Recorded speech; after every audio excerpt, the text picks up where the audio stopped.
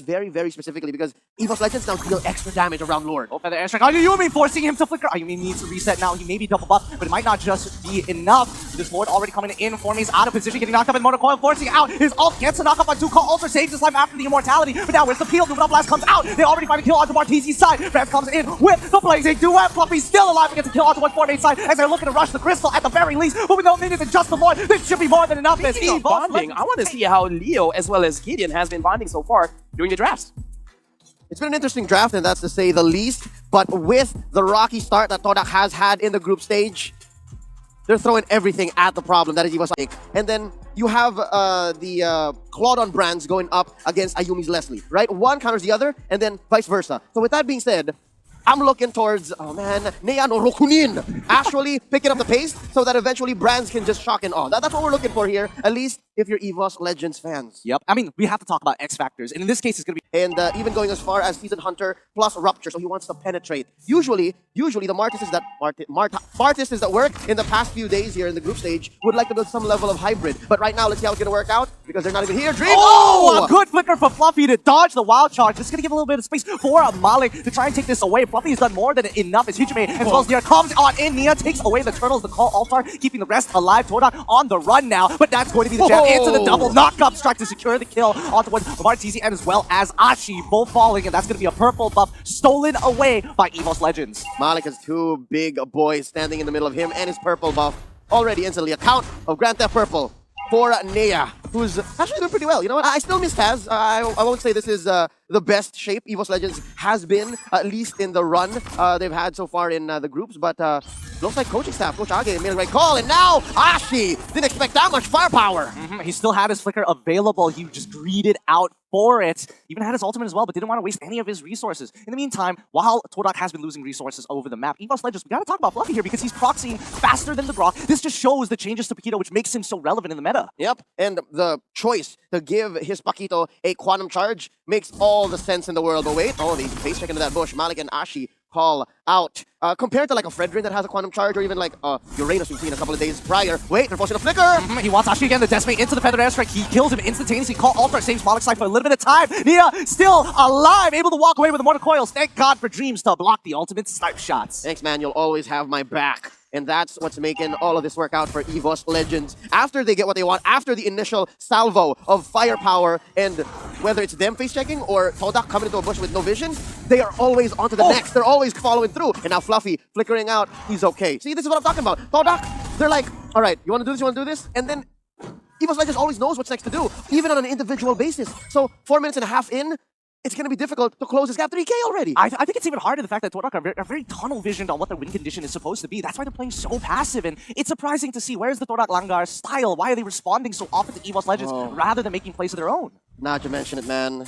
This is one of the first few, if not the first time we've seen TODAk in Stream A. So yes, I'll have to echo just what you said. I do miss TODAk Langar. And with the lineup having shuffled up this way, you can expect that the lineup and the playstyle will definitely make a difference. Oh, look how Dreams is! It's far, but now the Feather Airstrike giving up last. Flicker catches 2! And a flicker up from Hijime as well to try to secure this kill onto Ashi. Gets his ult off just in time. Call it off. EVOS Legends gonna back out of there. Oh, no, the re-engagement. Formate's coming in with the wall charge. It's a lazy away. Come from France in the back line. He wants to get a kill, but no one seems to be falling just yet. Nia almost dying, but with the Mortar Coils is able to get out. Formace clears up the wave. They try to protect it, forcing his flicker to come out as Malik as well. Pulls in Dreams, and it's good! It's so good! The Shao Semi pulls it back just in time. Nia is about to fall, able to get one kill onto Ashi, but Yumi finds the kill on the enemy jungler in return for their airstrike for the second time, and this is going to be an easy cleanup for Fluffy with a double kill. That's an elapsed 50 seconds the whole team fight took. That was way too long for EVOS Legends up until it was TODAk who eventually overextended. The fact that Formaze did clear the wave, flickered out to save himself,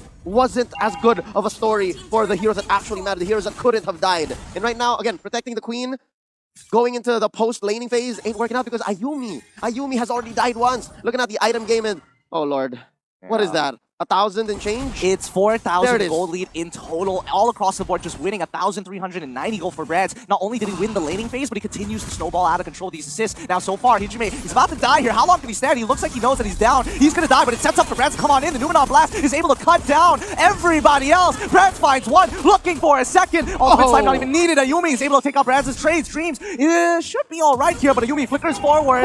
The shield is going to keep him alive. And finally, it times out for the Ultimate Snipe to take him out. Yep.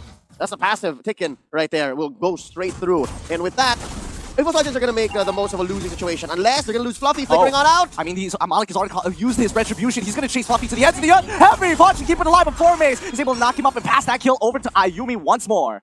EVOS Legends made the macro call here. They sent over Fluffy, which may have been an oversight. That may have been too much. Back off. Their base is exposed, but just the same, they remain composed. TODAk are still in it. They're still breathing. The hope for the Langar stands true. But just the same, there is a Lord coming in about a minute and a half. Gideon, do you reckon that this Lord isn't still as free to get for TODAk? It's like a 80-20, and I'm being very optimistic. I mean, if EVOS plays this correctly, following strong fundamentals of how the map should be played, there should be no chance for TODAk to actually get an advantageous position without losing something, or even getting backdoor, which is a very high possibility since we've seen many claws in this game. Formaze knocking up 3 with the Wild Charge and flickering in. Ayumi is getting zoned away by Nia, but Brand, he holds off for himself. He has immortality. The Umina Blast is going to hit all 4 members of TODAk. The heal from Ashi keeping him alive, but Brand continues to get the free auto attacks as Nia continuing to zone out Ayumi this entire time. And now the front occurs. Martisi finds Nia, and the rest of the team might just fall to the phrases rapidly. Flicker out just in time. A 2-for-1 trade. Are things turning good for TODAk? TODAk played that team fight very well, and for the first time in almost 17 minutes, they actually came out on top. Save for that one more moment earlier where they got 2 or 3 free kills. Here, this is very, very significant. 4 Maze for Hijume and Nea. Dear Lord, a mid laner and a jungler. If this happened, closer to when the Lord Around the spot side. Yep. If anything, maybe communications just get better the longer the game goes, right? You have calls that make more sense. You have more trust that has built over the early, mid to late. Because in the early, yeah, that's where I kind of read that maybe they weren't syncing up as well as they should be. But now, wow, TODAk seems to be moving as a unit. Malik here, down to a 5th of his health. Yep, he's lost so much HP already, but now this could be a 50-50 if we wanted to see Fluffy continuing to keep Formaze busy so that this 4v4 can be handled by the rest of EVOS Legends as Dream gets spotted out by the ultimate snipe. Nia is going to pull the Lord towards his side as Fluffy just looking for opportunities to maybe flank, and even Brands himself trying to go for these back doors. The continuous dance continues, and with the feathered airstrike, that should be one deterrent. He's still holding it off. Fluffy's getting a little low, and now this should be a free Lord for the side of EVOS Legends. They back away. Numina Blast and Flicker has been utilized too. What a dance. What a dance, folks. That lasted, I'd say, a minute and a half, 2 minutes and a half, if it's very, very specifically, because EVOS Legends now deal extra damage around Lord. Oh, feather airstrike. Ayumi forcing him to flicker. Ayumi needs to reset now. He may be double buff, but it might not just be enough. This Lord already coming in. Formaze out of position, getting knocked up in Motor Coil, forcing out. His ult gets a knock up on 2. Call Ultra saves his life after the immortality. But now where's the peel? Numina Blast comes out. They already find a kill onto Martisi's side. France comes in with the blazing duet. Fluffy's still alive against a kill onto 148 side as they're looking to rush the crystal at the very least. But with no minions and just the Lord, this should be more than enough as EVOS Legends take